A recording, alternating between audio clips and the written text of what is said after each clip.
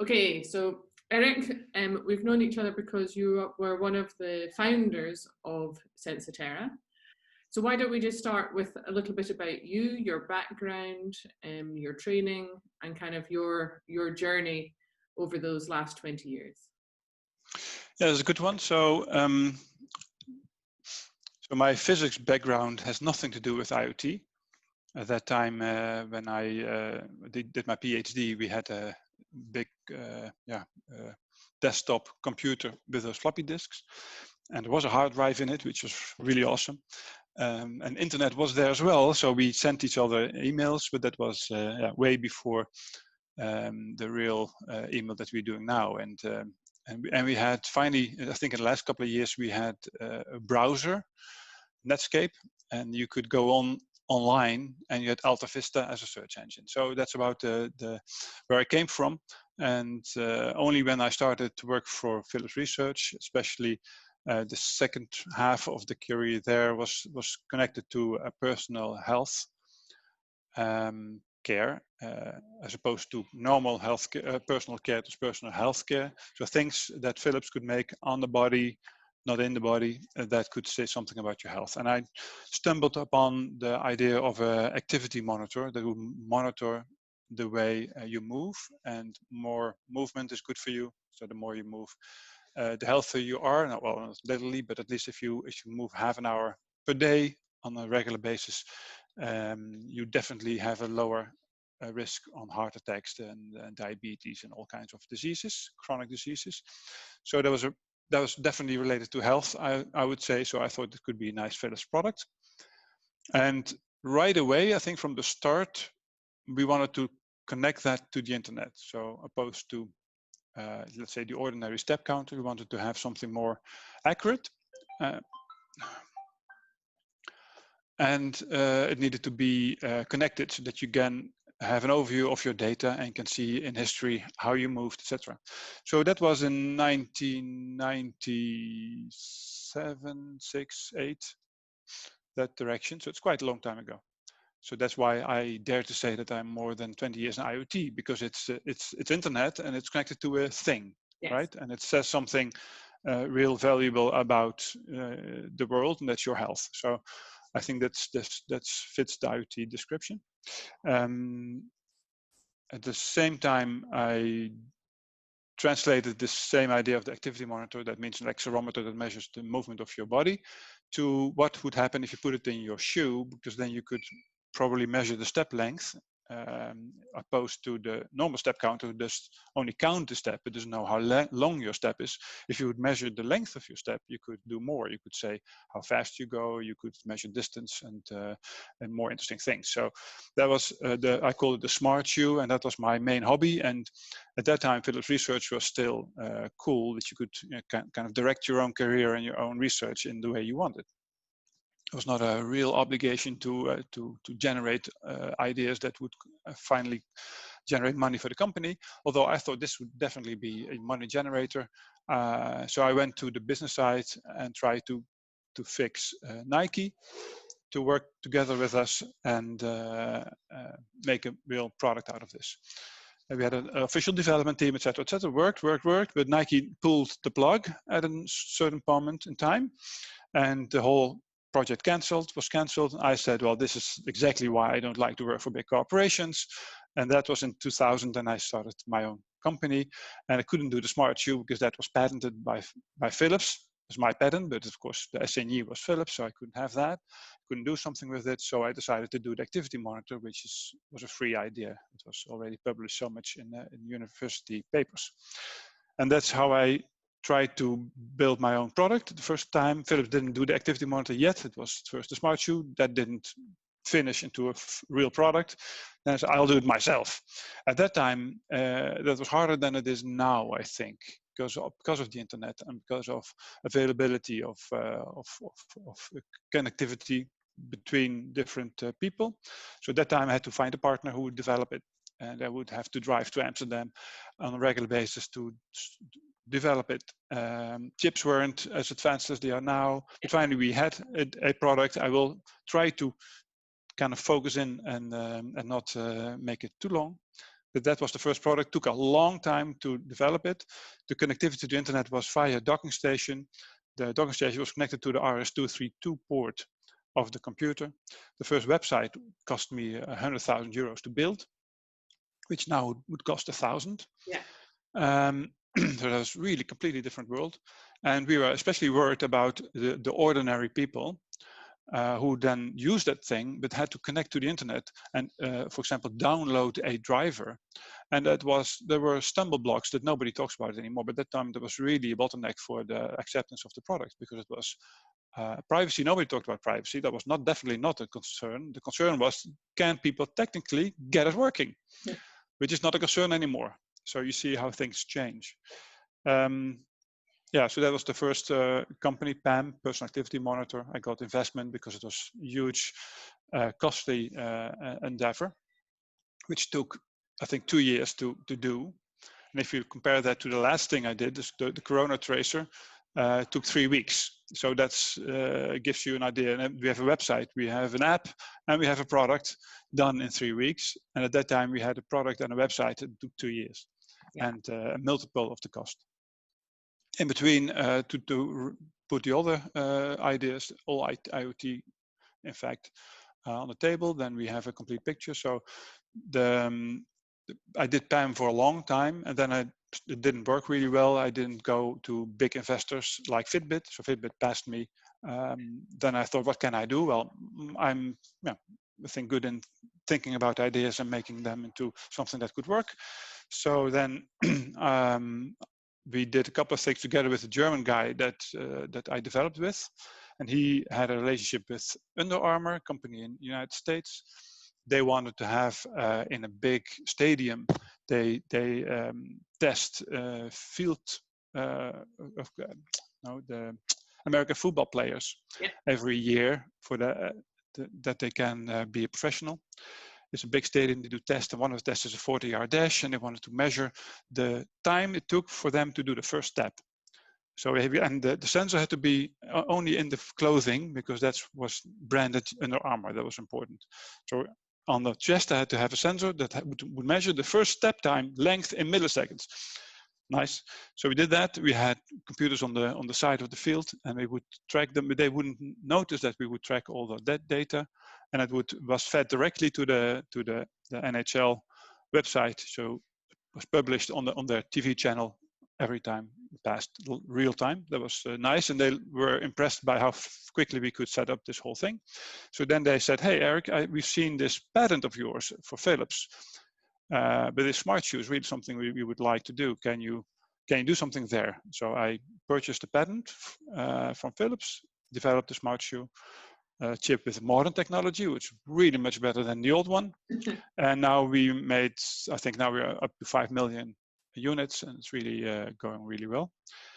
And of course, we have Sensoterra. We'll discuss that. There's also IoT.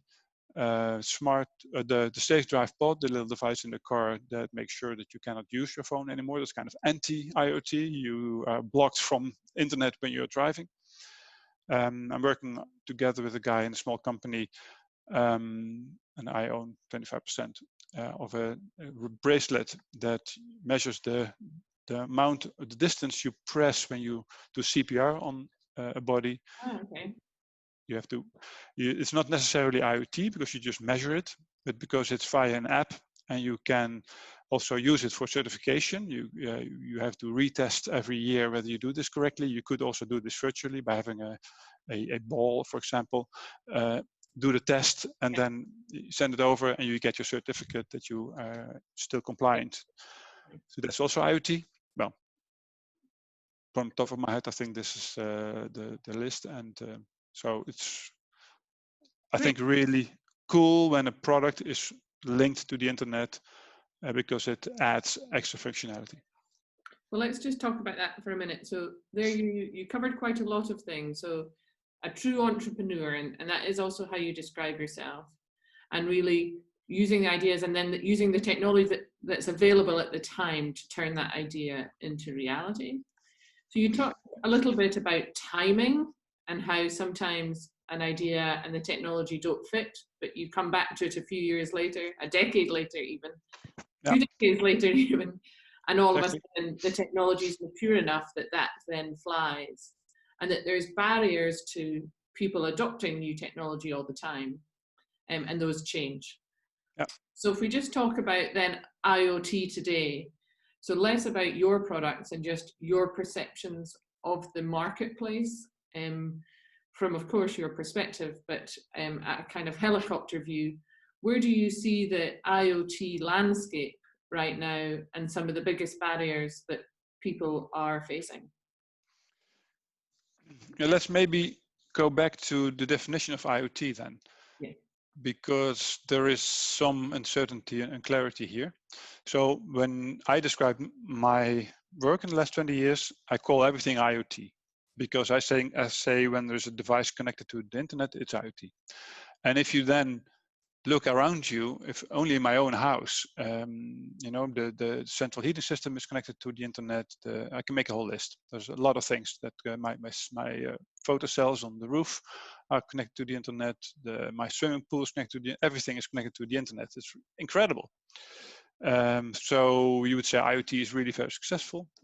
It's everywhere, and all businesses are connecting their stuff to the internet because it's made so easy that it's almost hard not to connect something to the internet. On the other side, when you look at the narrower definition of IoT that you find, I think nowadays on when it's used, then it's I think limited to IoT in the field. So it's not Wi-Fi, it's not with a cable, but it's always in a 4G, 5G, LoRa, narrowband, all those definitions. I think it is more, shit. I have a lot of, it's crazy right now.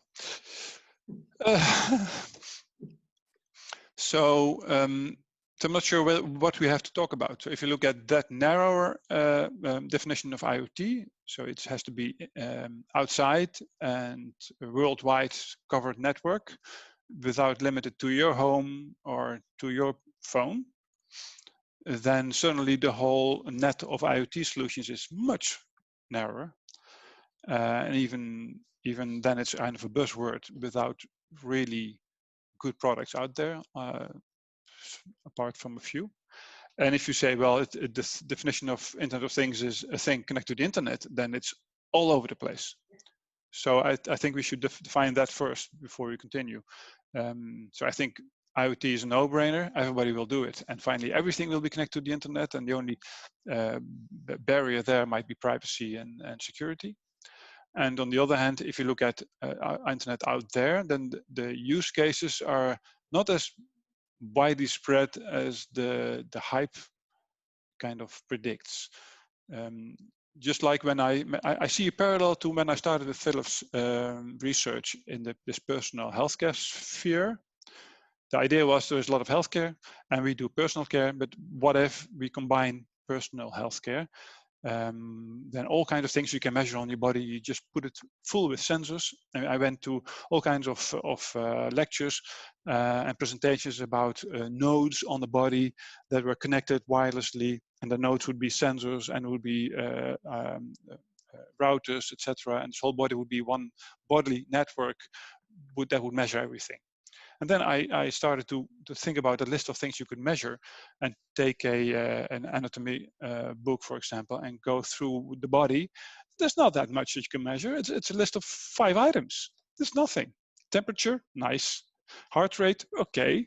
Now movement, well, and then you have a couple of others, but it's very limited, and it stays that way. Now 20 years later, it's exactly the same list. So it was. It looked like this was the future. Everybody would have a complete body network around him. Didn't come true.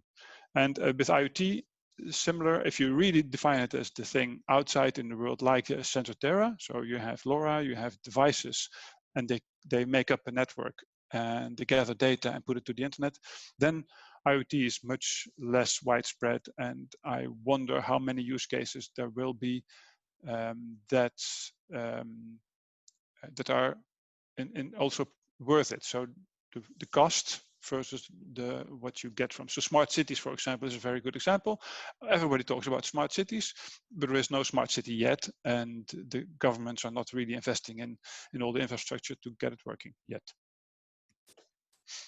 Okay, and yeah, you touched on a few things. Yeah, so sometimes outside IoT is called industrial IoT, so kind of doing something at scale outside.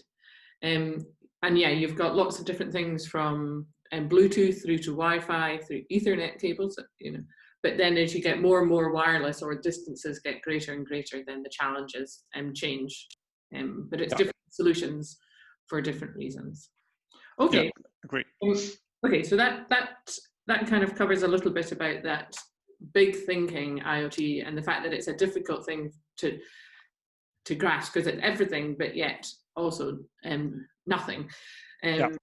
And you also touched on there sometimes the kind of some of the underlying principles there is also be really strategic about what you're measuring and why, because there's again lots that you can measure, but what are you going to do with it? And you know, yeah, one comment there is so people say you put a sensor somewhere and a chip, and then you connect the thing and to the internet and you're done. But a sensor is not as simple. A sensor is always complicated. Measuring is always complicated. We've seen that with Sensoterra, how lightly we thought about, oh, just you measure the moisture content, and how we constantly hit that same theme. Are we accurate enough? How do we measure exactly? Do we really understand what we are doing? Well, actually, to be honest, not really. Right now with this Corona tracer, Bluetooth, measuring distance, well, it appears to be much more complicated than you initially think. Sensors always trouble. And so the promise of you put the smart city network, everybody talks about the infrastructure and about connectivity, which is a no-brainer. It's just a matter of doing it and paying the money to get all the things in place. But then what do you do with that infrastructure?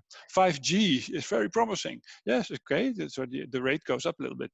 But what do you do with it? What is it really? What do you benefit from it is always the next question. And I'm thinking right now, I see when I hear IoT, everybody's talking about the connectivity and nobody's talking about what are we going really to do with it. Yeah. Sensors, okay. Okay, so let's change a little bit away from the companies and the ecosystem and a bit more to about the kind of personality traits or leadership styles. So we've talked about this ecosystem and so much uncertainty, the technology that is involved, the change in technology and how that affects how different people behave. And when we talk about leadership style and kind of working in the environment and its maturity of today, what do you see being the types of leaders that the industry needs right now? Yeah, this is definitely not my strong point to characterize leaderships, and I never really studied the different kinds of that. And I shied away from the big companies because politics was not my strong suit. And that's part of the top management in bigger companies, of course. It's not only having right, or say that, being right, is also getting the acknowledgement that you're right, and that's two different things completely. While in a small company, you can just convince people around you and empower them to go ahead in the direction that you believe it should be. In a bigger company, you have all kinds of powers, and the leadership you need to convince people in a bigger company versus a smaller company, then I'm not the right guy to ask the strategy. A good friend of mine, we studied together in Utrecht physics, and he was more like the bigger company, the corporate guy, and he's now he was CEO for a while, a big company. Now he's CMO again, but he's CMO marketing. Completely different from the physics background that he has. He loves the play of knowing who you have to support, who you shouldn't support, what you shouldn't say for a while, to make all that I don't have a lot of knowledge about. So to characterize the leadership style. I had to do it in your questionnaire. What did I say? Transparent and empowerment. Yeah. So I believe for myself, it's clear how I do it. I always try to be open, never try to lie. Everybody can ask me everything. I will always give an answer. And I try to stimulate people by giving them their own expertise. If you think you can do it, do it. Let's discuss, but you can do it. You can have your, empower them to perform. And I love that. I'm maybe because I feel confident in technology and thinking, that I never am afraid of somebody else being smarter than me. If they are, then I applaud it. I'm so happy when somebody comes with an idea that is better than mine. Say, whoa, yeah, that's great. And many people have a defensive something about that. They are afraid that somebody is smarter than they are, because that could put them out of business. I don't have that fear. I don't know why, but it's never occurred to me even. I learned it later on from other people that you can have that. And that gives people the feeling around me, I think, that they may say what they want and that they are empowered and yeah, stimulated. That's more like a character trait and not like a management style, I think. And I don't think you can get far with such a trait in a big corporation. Then this is not the way you should handle, because this will definitely put you out of business. So you have to play another different role there and hide your true self. But in a smaller company, it really works very well. Then, yeah, so I don't know. It's a question that, in fact, I'm not the right guy to answer. Okay, and then why don't we just kind of talk a little bit about what success looks like to you then? And again, you thought about that and talked about kind of great products. Yeah. So you're obviously driven a lot by the actual work, but just describe what success is to you in your own words, please. It's double. So this is the answer that I put there is, I think, half the story. So of course it's very rewarding when an idea you have turns out to be a great product, and that this great product is liked by people so much that you get compliments about, wow, this is so great. So the first device, this activity monitor, was this lady, Mevrouw Ooyevaar, I still remember her name. She sent me an email that she was so happy because her doctor thought she had high blood pressure and she should eat less salt. But now she moved more with Pam and suddenly her blood pressure was low again, and the doctor asked what's going on, and this was the answer. So she was so grateful. Well, then you think, yes, I've done something good for the world. So that's one aspect of it. Yeah. And that's a red thread through my whole career. All the things that I did is always something that is good for the world. I couldn't sell cigarettes, let's say. It has to be something that is positive.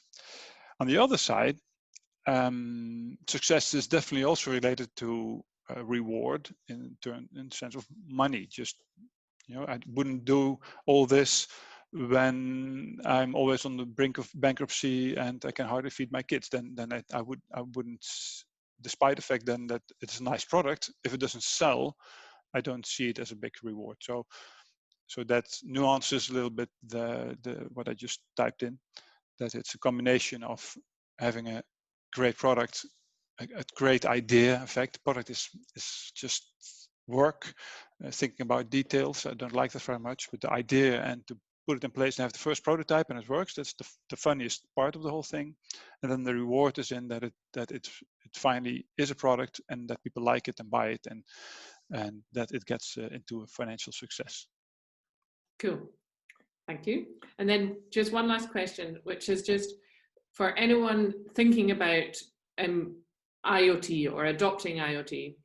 So really, these types of conversations are not for the people who know all the technical detail. There's plenty of really good forums, places to really understand the deep technicals. This is more about somebody wanting to make an investment in IoT or coming in to bring it into their business for the first time. Yeah. What kind of advice would you have for those people and the key things to be thinking about? Yeah, then I would concentrate on the business model around it, on what's the real benefit, and I would advise not to be baffled or confused or how do you say that, by all the technology around the communication. The communication is what everybody talks about. The fact that you can get data from some place to someplace else is awesome, it's great.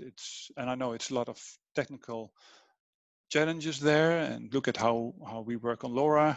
We talk about satellites. It's all great and high tech, and it's wonderful. But that doesn't that's only part of it. It's something you need to build a great product. It's just part of that story, and without a good product story and a benefit for the people of or the companies that you want to sell your concept to, it's nothing. So don't get distracted by the IoT story and technology. Think about a great product, great proposition that solves an issue, solves a problem for people or for companies, and that IoT is part of that solution. It's fine. It's just not a buzzword.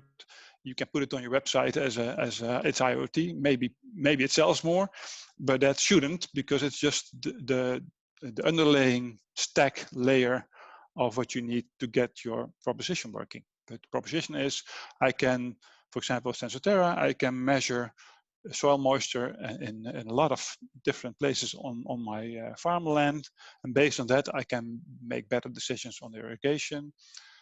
Look at almost everything we can talk about. It has to have a benefit. And then for smart city, what's the benefit for a smart city? I've been in discussions, kind of group thought sessions about how you can build a smart city. I never heard anything back from that. So it's already, it proves how difficult it is to invent great ideas. So assuming that you have your IoT stuff working and everything is connected and everything is there to build great ideas that make money and benefit people, tough. So focus on that and not on the fact that you have internet everywhere. Great. Thank you. Thank you.